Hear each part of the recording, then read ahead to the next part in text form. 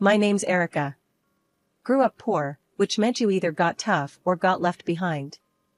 My family wasn't much, just me, Ma, and Pa. We scraped by in a cramped house, the walls thin as paper. Early on, Ma put a needle in my hand, saying, "Stitch your own path, girl." And so I did. School was just the place I waited till I could get back to sewing.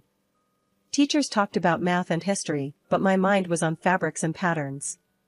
By 15, I was mending jeans and jackets for folks in the neighborhood. Life took a real turn when I met Tom. He was the cousin of my best bud, Sarah. I remember that day clear as crystal. We were at Sarah's family barbecue, and he was there, flipping burgers and laughing loud enough to scare the birds. "Hey, Erica." Sarah waved me over, a big grin on her face. "Come meet my cousin, Tom. He's been dying to meet the girl who fixed his favorite jacket." Tom wiped his hands on his apron and reached out. "That was you? Hell, you saved my life with that fix." I laughed, brushing a loose strand of hair from my face. "It was just a few stitches." "A few stitches," she says. Tom chuckled, giving me a look like I just pulled a rabbit out of a hat. "You're too modest, Erica." We hit it off straight away. He was easygoing, the kind of guy who'd give you the shirt off his back and make a joke while doing it. The more we talked, the more I liked him. He was genuine, a rare thing in this world. Tom was a truck driver, always on the road. Said it was lonely sometimes, watching the world through a windshield with no one to share the view. "It's just me and the long haul, but I'd love someone to come back to," he admitted one evening, the sunset making shadows dance on his face. Tom was the kind of man who never said no, especially to his family. He'd often joke about it, saying how his big sister Linda got everything she ever wanted from him. "She's got me wrapped around her finger, but don't you worry, Erica. I've got plenty of yes left for you." I'd roll my eyes and jab back, "Better save the best ones for me, Tom." He'd laugh and pull me close, and in those moments, I knew we were right for each other. He was kind and a pushover for sure, but me? I was the punchy one, and together, we balanced out just right. Love hit fast, and we married just as quickly. It felt right, like stepping into a story that was meant just for us. Life with Tom was never dull, even when the road took him away more often than I liked. He was out there driving his truck, traversing from one city to another, while I kept the home fires burning and the sewing machine humming. You could say I had become quite the thrifty one over the years. Every penny from my sewing gigs went straight into a jar, and before we knew it, there was $20,000 saved up. It wasn't just pocket change, it was our ticket to something bigger. One evening, Tom rolled in, tired but happy to be home. I was stitching up a storm in the corner of our living room turned makeshift studio. The hum of the machine paused as I made my pitch. "Tom, what if we stop just making ends meet and start planning to get ahead? I've been saving up. We've got enough to put down on a new truck." Tom, who was halfway through a sandwich, stopped and looked up. "You serious, Erica? That's a lot of dough. You've been stashing away that much?" "Yeah, and it's just sitting there. Imagine if you could run your own gigs, choose your routes. We could pay off the lease with the extra jobs you take." He set his sandwich down, wiping his hands on his jeans, his brain ticking over. Could work. I'm sick of hauling for pennies for the other guy. Running my own show could mean real money. So, we did it. We found a decent truck, not the newest model, but reliable enough to handle the long hauls Tom was planning. The day we went to look at it, Tom was like a kid in a candy store, checking every part, talking shop with the dealer so I barely kept up. "Erica, she's solid, good mileage, engine's in top shape. We take care of her, she'll take care of us," he said, his eyes not leaving the truck. I nodded, trusting his judgment. "Let's do it then. Let's buy our future." And we did. Papers signed, handshakes exchanged, and the keys were in his hand. Tom got his license sorted out for the new routes we'd scoped out, and soon he was taking orders for intercity trips. Money was tight at first, every cent counted even more than before. But Tom was pulling in enough jobs to keep us on track with the lease payments. Meanwhile, I didn't sit idle. My sewing had turned from a side hustle into a serious business. Enough so, that 3 years down the line, I opened my own small studio. It wasn't much, just a little space I rented out on the main street. The start was rocky, clients trickling in slow. But I kept at it, word of mouth started doing its thing, and my little studio began to see regulars. It was another 2 years of hustle, but finally, things smoothed out. The studio was bringing in a stable income, and we made the last payment on the truck. All that money we used to pour into the lease? Now it was ours to keep. One night, over a quiet dinner, Tom and I decided it was time for the next big step. We've been doing good, Tom. Really good. Maybe it's time we thought about getting a place of our own. A real house, not this cramped apartment. Tom, who'd been quietly listening, nodded. I've been thinking the same. We've worked hard, Erica. We deserve it. So, we started house hunting, and before long, we found a small townhouse. It was perfect for us, just enough space, a little yard, and a room that I could turn into a proper studio. We moved in, and it felt like a fresh start. Everything we'd worked for was finally coming together. After we settled into our new townhouse, Tom and I decided it was high time we took a break. We packed up and headed out to visit his mom, who lived a few cities over. Since Tom's dad passed, his mom had been living with his sister, Linda, and her 2 kids. Tom's mom was a sweet lady, always had been good to me. But Linda, well, that's another story. She and I never really saw eye to eye. Something about the way I came up, made my own way, she didn't like it, always hinting that I was just lucky. We pulled up to their house, a cozy little place with toys scattered across the front yard. Tom's mom greeted us with hugs and homemade cookies, her warmth a comforting blanket. But Linda, she just nodded, her smile tight, eyes scanning us like we were pages in a book she didn't want to read. Dinner was tense from the get-go. Linda cooked, which I made sure to compliment, but you could cut the tension with a knife. As we sat down, the small talk fluttered around, never landing anywhere substantial until Linda, stirring her drink, turned to me. So, Erica, how's that little sewing business of yours? Making good money?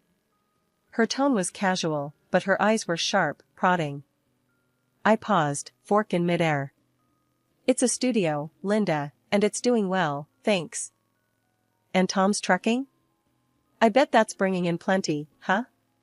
She was leaning in now, her voice a mix of curiosity and something darker. I set my fork down, my appetite waning.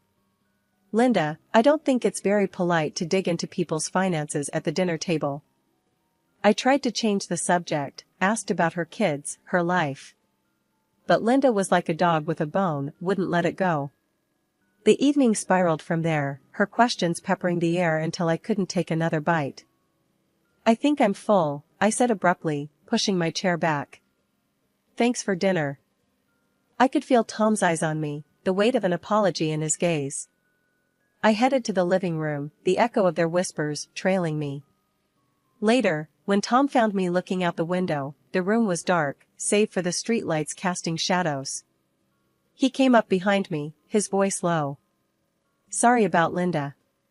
She's always been a bit much. I turned to face him, his features drawn in the dim light. Why do you let her talk to you, or to us, like that? He shrugged, a helpless gesture that didn't sit right with me. I guess I'm used to giving in to her. Keeps the peace, you know? But at what cost? I pressed, my voice firm. She walks all over you, because she knows she can. And now me? Tom ran a hand through his hair, the lines of his face deepening. I know. It's just, complicated. She's been having a hard time since Dad passed, and Mom relies on me to not stir things up. I sighed, stepping closer. I get it, Tom, but it's not right. You can't let her push us around, make us uncomfortable in our own family. Where does it end? The next dinner was just as stressful. I tried to make conversation about benign things, hoping to keep the evening light, but Linda had other plans. She wasted no time, diving straight into dangerous waters. You know, since you two have done so well for yourselves, she started, her voice dripping with a mix of envy and accusation, I think it's only fair that you think about the rest of us who haven't been so lucky. Tom shifted uncomfortably in his seat, looking anywhere but at his sister. I clenched my fork a little tighter, feeling the calm before the storm. Linda continued, undeterred by our silence. In fact, I think it's only right if you two give up your claim on Mom's property. After all, you don't need it. I do. I was stunned. Discussing inheritance in front of Tom's mother, who was very much alive and sitting right there, was beyond inappropriate, it was disrespectful. Linda, I can't believe you're bringing this up now, I said, my voice low and steady. It's Mom's decision, not ours or yours. But Linda plowed ahead, her voice rising. Oh, come on, Erica. You don't need the money. You don't need the house. I'm here with 2 kids, trying to make ends meet. It should be mine. I need it more than you do. Tom looked like he wanted to sink into the floor. He hated confrontation, especially with his sister, but even he looked like he might speak up this time. Before he could, however, his mom intervened. That's enough, Linda, she said, her voice firm, leaving no room for argument. I've already discussed this with my lawyer. The house will go to you and the children, and the money I've saved will go to Tom. That's final. Linda's face turned a shade of red I hadn't seen before. But the house is old. And Erica doesn't need the money, they make plenty. Tom's mom fixed a stern gaze on her daughter. The house being old doesn't change my decision, and it's not your place to comment on Erica's finances. What you need to do is stop counting on others, and maybe get a job to support your children. Silence fell like a heavy curtain. Linda, mouth snapped shut and cheeks burning, didn't utter another word. Dinner ended quietly, and the rest of the evening passed with minimal interaction. The remainder of the week, I spent a lot of time with Tom's mom. The day we were leaving, she pulled me aside, handing me a small, ornate box. This has been in the family for years, she said, her eyes locking onto mine. It's filled with coins from different countries. I've added to it over the years. I want you to have it, to remember me by. I was touched, unsure what to say. Thank you, I will cherish it. Study them when I'm gone, she added, a hint of mystery in her tone. There's more to them than meets the eye. We hugged, a long, tight embrace that said everything words couldn't. It had been a month since our last, somewhat strained, visit to see Tom's mom. Life had slipped back into its normal rhythm, Tom returning from a long haul on the road and me buried in fabric and threads at my studio, rushing to meet an urgent order. That ordinary afternoon shattered with a single phone call. Tom answered his phone, his face draining of color as he listened. Linda? His voice was tight, worried. After a pause, his shoulders slumped. Oh, no. Okay, I'll be there. He hung up, looking lost. What happened? I asked, my heart sinking at his expression. It's Mom. She passed away, Tom managed, his voice barely a whisper. I felt a chill run down my spine. I'm so sorry, Tom. When's the funeral? Tomorrow, he replied, the word heavy between us. Tomorrow? That's so soon. Why didn't Linda tell us sooner? I frowned, concern lacing my tone. Tom shook his head, just as confused and frustrated. Before he could respond, I snatched the phone from the table and dialed Linda back, my pulse racing with a mix of anger and dread. Linda, why are we only hearing about this now? And why so rushed? I demanded as soon as she picked up. Erica, this really isn't your concern. I've been too upset, and we're trying to respect Mom's wishes. Linda snapped, her voice cold. And what wishes are those?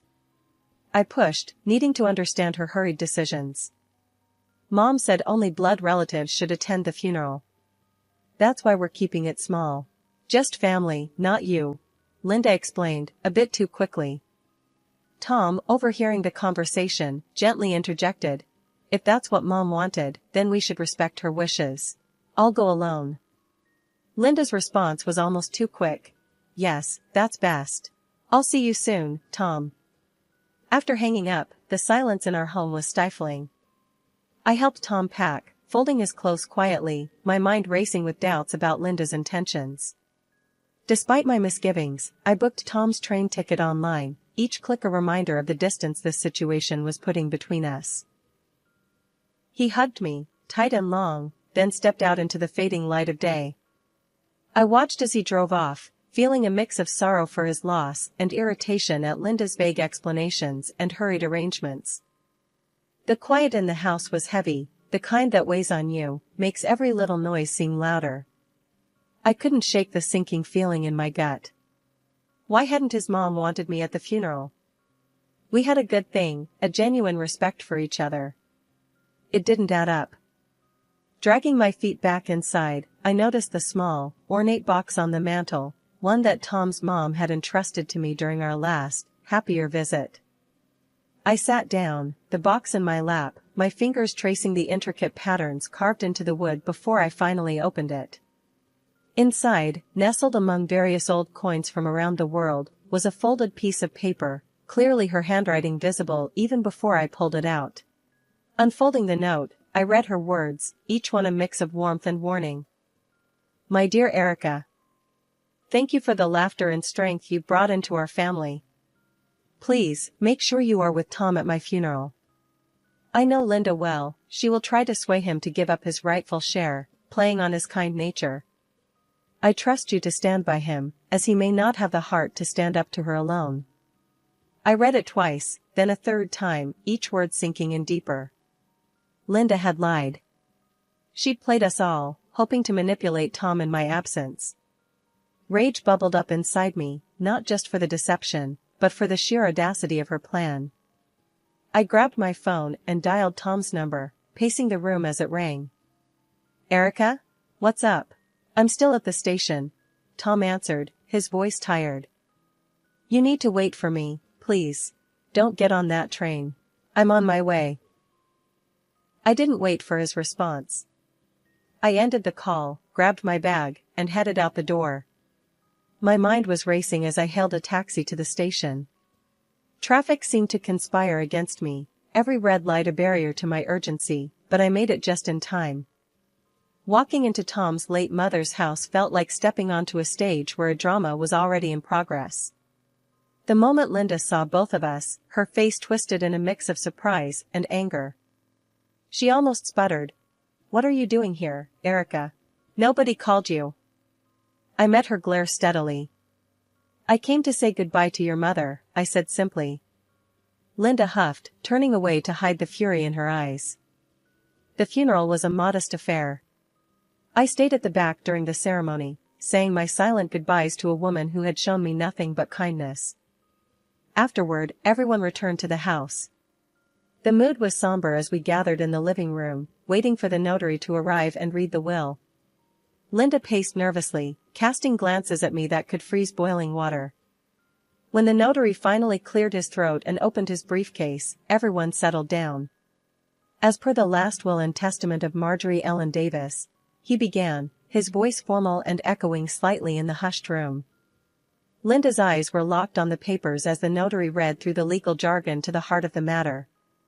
To Linda, I bequeath the family home and all contained within. To Thomas, I bequeath the sum of $400,000. The reaction was immediate. Linda's face crumpled into tears, her sobs theatrically loud. But how can I live in that house? It's falling apart. I have no job, how will I provide for my children? Tom, ever the soft heart, looked at his sister with something akin to guilt. His eyes met mine, filled with a turmoil that said he was torn by his sister's pleas. The notary, unfazed by the display, asked if there were any questions. Linda, through her tears, begged Tom directly. Please, Tom, think of my kids. They're your nieces. We need that money more than you. Tom opened his mouth, likely to offer some kind of compromise, that was his nature. But I couldn't stand it anymore. I stood up, my chair scraping loudly against the wooden floor. The room fell silent, all eyes on me. Linda's sobs hiccuped into a shocked silence. "Enough, Linda," I said, my voice steady and clear. Everyone in the room turned to look at me, surprised by the force in my voice. "I know what you've been trying to do, and it's going to stop, right now." I pulled out the note, unfolding it with shaking hands, but a firm resolve. I read it aloud for everyone, my voice echoing in the suddenly quiet room. "Please make sure you are with Tom at my funeral. I know Linda well, she will try to sway him to give up his rightful share, playing on his kind nature." Linda's face went from sad to furious in a heartbeat. When I finished, she looked around, seemingly gauging if anyone would come to her defense. When no one did, she finally spoke, her voice venomous. "I deserve that money more than he does," she spat, standing up to face us all. "I have kids to care for, a house that's falling apart. Why shouldn't I have it?" It was Tom's turn to stand. "Because it's not what Mom wanted, Linda," he shouted, louder than I'd ever heard him before. "You've always used me, always expected me to just roll over and do what you say, because you're my sister. Well, not anymore." Linda recoiled as if he'd struck her, her face a mask of disbelief. She stared at him, her mouth open, tears stopping as if cut off by a switch. "I'm taking the inheritance Mom left me, and I'm putting it where it can do some good," Tom continued, his voice firm and resolute. The shock on Linda's face gave way to real tears, tears of defeat, not manipulation. She sobbed, covering her face with her hands, her act finally crumbling under the weight of Tom's declaration. We didn't stay much longer after that. Tom took my hand, and we walked out together, leaving Linda to her reality. As we drove home, the car was filled with a tense silence. Finally, Tom spoke, his voice quiet but strong. "I'm sorry for all this, Erica. For letting it go on this long. After securing the inheritance, we made some big moves. We split the $400,000, investing it smartly into both our futures.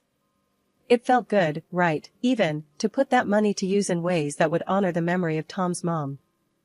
First off, we bolstered the atelier. I hired a couple of skilled assistants and expanded our workspace. It was amazing to see my dream of a bustling studio come to life, filled with creativity and the steady hum of sewing machines. "Looks like you're building an empire here," Tom joked one afternoon as he watched us lay out fabric for a big order. Tom, on his side, didn't waste any time either. He used his share to buy 2 more trucks, expanding his fleet. "Gotta keep up with you, Erica. Can't have you outdoing me in ambition," he'd said with a wink. Hiring drivers came next, and soon, he had his own small but thriving transport company. It was a proud moment for us both, signing off on those trucks, knowing they were entirely ours, no loans, no debts hanging over us. Speaking of debts, we finally paid off the mortgage on our townhouse. Passing that last check across the bank manager's desk felt like lifting a weight off our shoulders. "All ours now," Tom had murmured as we walked back to the car, his arm snug around my shoulders. Life settled into a comfortable rhythm after that. Our businesses were doing well, which meant we could take a bit more time to enjoy the little things. Long walks in the evening, weekend getaways when we could squeeze them in, and plenty of quiet nights at home, just enjoying each other's company. But it wasn't just business thriving in our lives. Recently, we got some news that added a whole new layer of excitement. Turns out, I'm pregnant. The day I found out, I couldn't wait for Tom to get home. I paced around the kitchen, the positive test clutched in my hand, waiting to drop the bombshell. When he finally walked in, I blurted it out before he could even take his coat off. "Tom, we're going to have a baby." He froze, then broke into the biggest grin I've ever seen. "Really? We're going to be parents?" His voice was a mix of disbelief and joy. "Yeah, we are," I said, laughing as he swept me up into his arms, spinning me around in pure happiness. As for Linda, well, we haven't had much contact with her. Last we heard, she'd had to find a job to support herself and the kids. It's tough, but maybe it's for the best. Learning to stand on her own might do her some good, I figure. It's funny how life works out. There were times when I thought we'd never see the end of the turmoil. Now, here we are, our lives full and expanding like my belly, new beginnings that feel just right. We've got plans, big ones, for our family and our businesses. And whatever comes, I know we'll handle it, together. Because that's what we do best.